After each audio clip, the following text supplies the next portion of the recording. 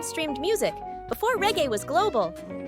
There was one man, a man with dreadlocks, a guitar, and a message louder than war: peace, love, and unity. His name, Bob Marley. But who was he, really? Beyond the posters, the songs, and the smoke, let's go deeper into the life of a legend who gave a voice to the voiceless. Humble beginnings. Robert Nesta Marley was born on February 6, 1945, in a small village in 9 Mile, Jamaica. He was the son of a white British naval officer and a young Jamaican mother.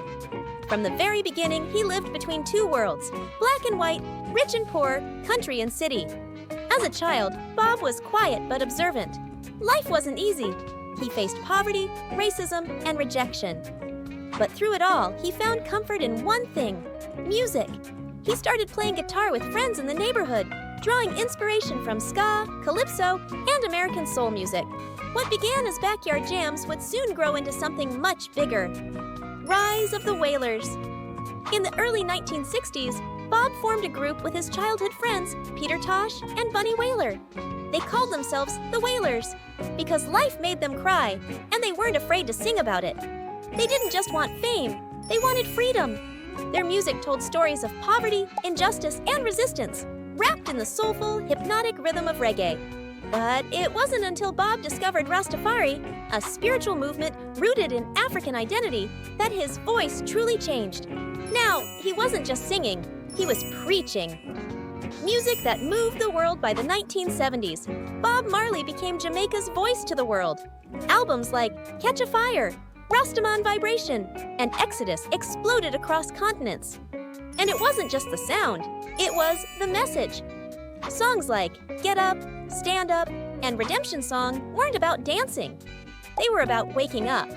Bob's music became a weapon, not of violence, but of awakening. And in a time when Jamaica was torn by political violence, Bob stepped onto the stage, not as a politician, but as a peacemaker. At the famous 1978 One Love Peace concert, he brought two political rivals together on stage.